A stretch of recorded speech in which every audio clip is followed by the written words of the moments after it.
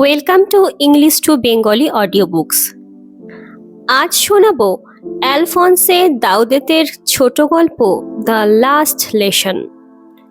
অ্যালফন্স দাউদেত ছিলেন একজন French novelist এবং শর্ট স্টোরি রাইটার। এই গল্পটির প্রেক্ষাপট হল ফ্রান্স প্রুশিয়া ওয়ার, যেখানে ফ্রান্স হেরে যায় প্রুশিয়ার কাছে। ফ্রান্সের অ্যালজ্যাক এবং লোরেন এই দুই জেলা প্রুশিয়ার কাছে সমর্পণ করা হয়। এই যুদ্ধের প্রভাব তখন স্কুলে কিভাবে পড়েছিল সেই ধারণাই এখানে দেওয়া হয়েছে। তাহলে চলো আর দেরি না করে আমরা গল্পটা শুনে নিই। আমি স্কুল রওনা হলাম অনেকটা দেরিতে এবং একটা প্রচণ্ড ভয় লাগছিল তিরস্কারের, কারণ মিস্টার হ্যামেল বলেছিলেন সে আজ পার্টিসিপলস থেকে প্রশ্ন করবে, যেটার এক অক্ষরও আমি জানি না।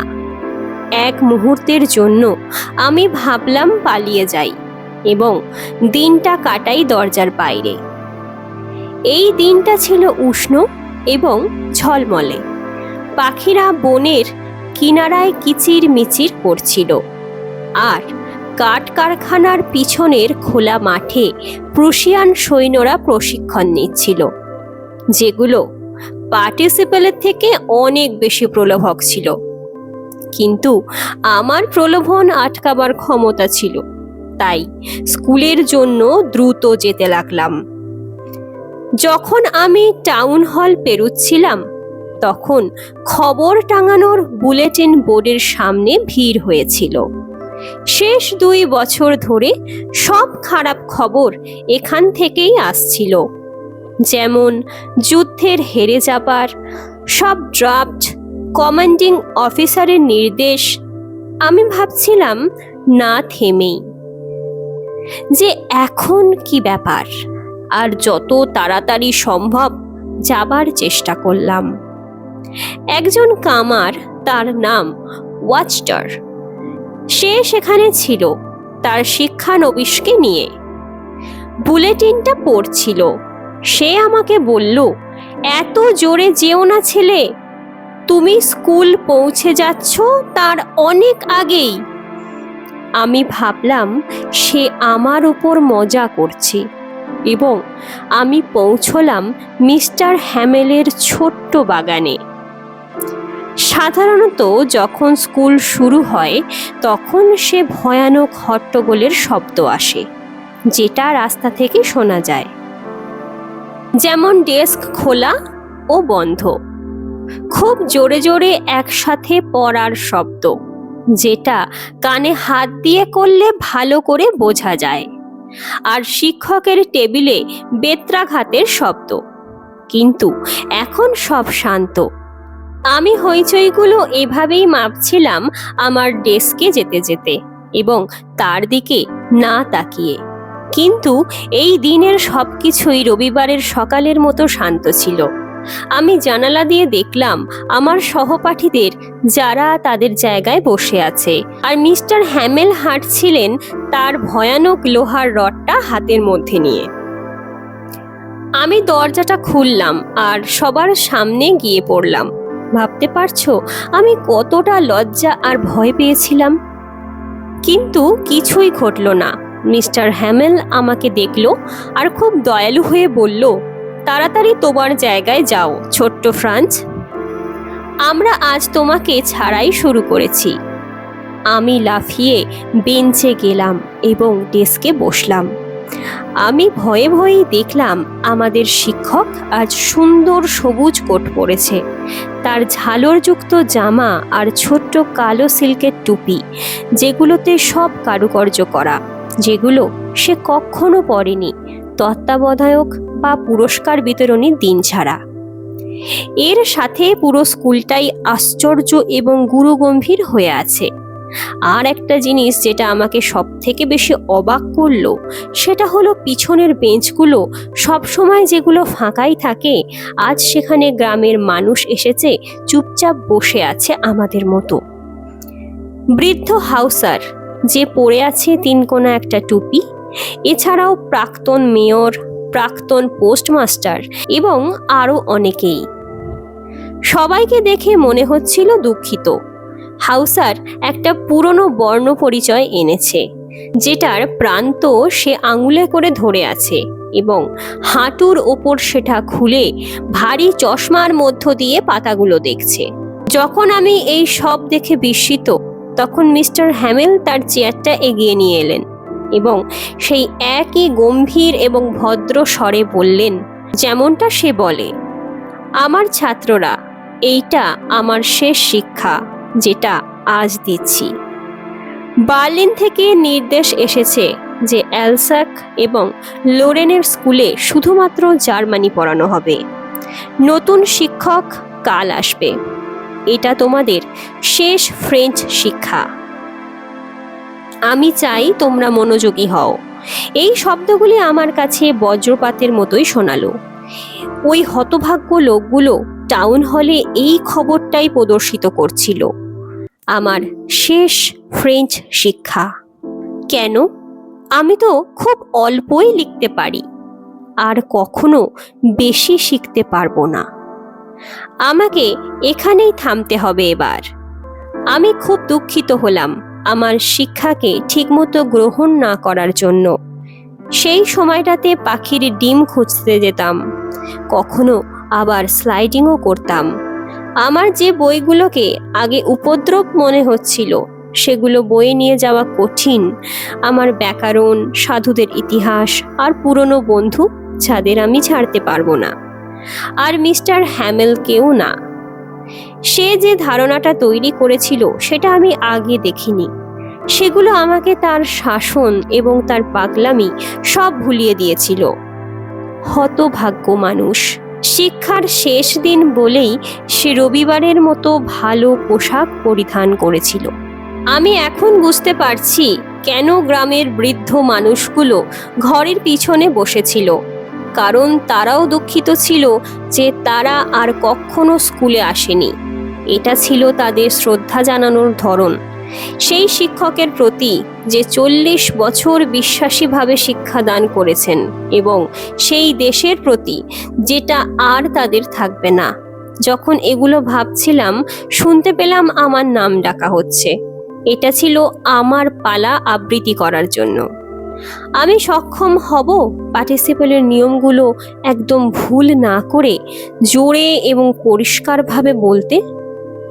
কিন্তু আমি প্রথম শব্দেই জড়িয়ে ফেললাম। ডেস্কটা ধরে দাঁড়িয়ে রইলাম।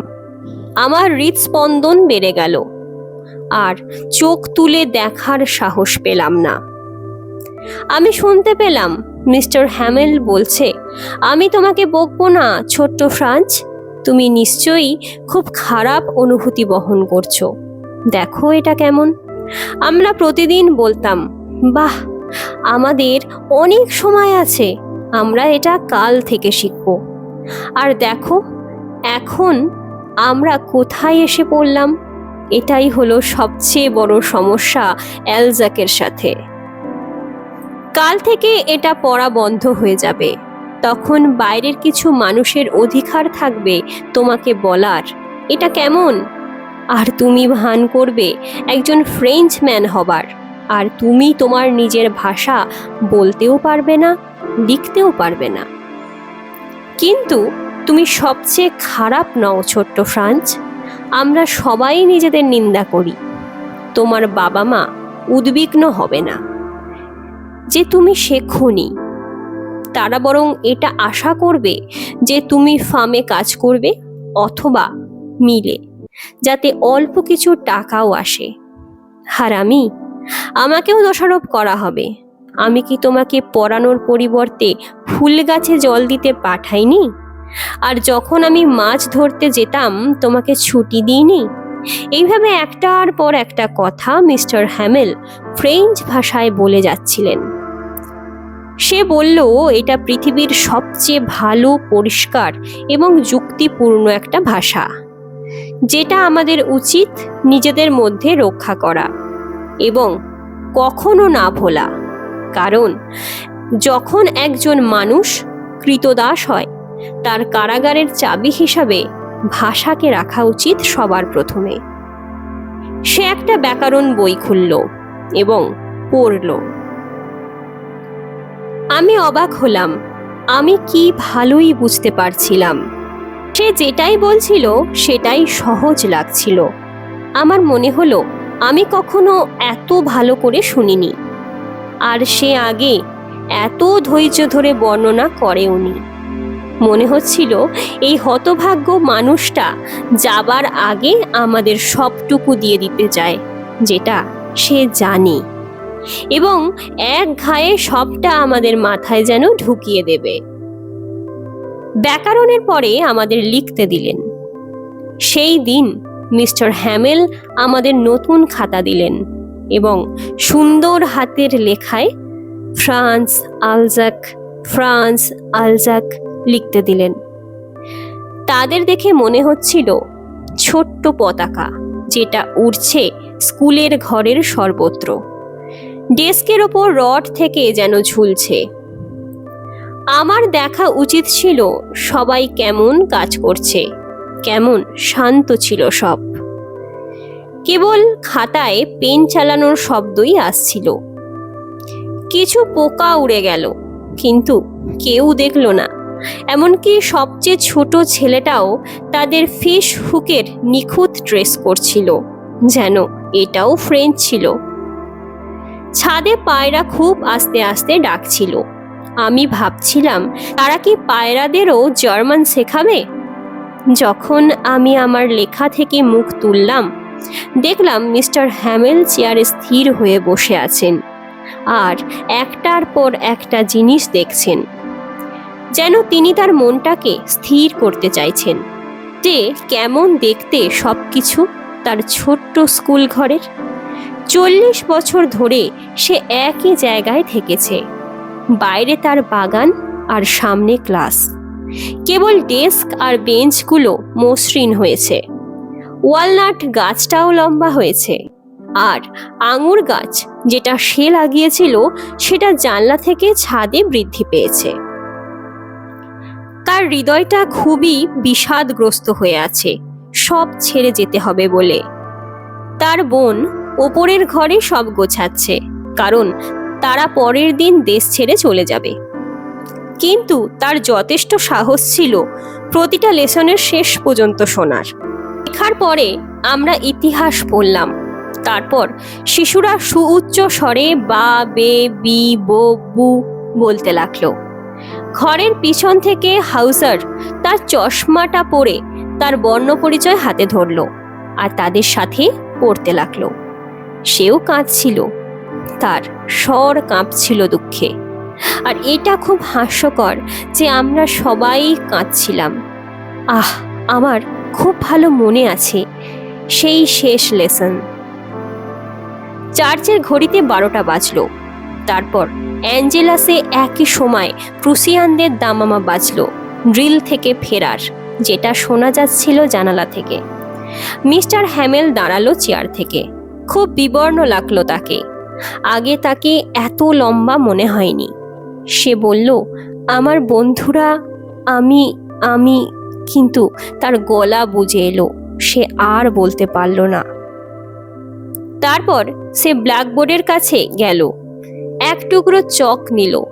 সব সহ্য করে সে লিখল, যত বড় করে লেখা সম্ভব ঠিক তত বড় করে, ভিভে লা ফ্রান্স, অর্থাৎ ফ্রান্স দীর্ঘজীবী হও। তারপর সে থামলো এবং দেয়ালের দিকে মাথা হেঁট করে আর কিছু না বলে হাত তুলে দেখালো, স্কুল ছুটি, তোমরা যাও। গল্পটা এখানেই শেষ হলো। আর গল্পটা কেমন লাগলো সেটা অবশ্যই কমেন্ট করে জানিও। আর চ্যানেলটা যদি ভালো লেগে থাকে সাবস্ক্রাইব করো। আবার কোনো নতুন গল্প নিয়ে অন্য একটা ভিডিওতে আমাদের দেখা হবে। ভালো থেকো।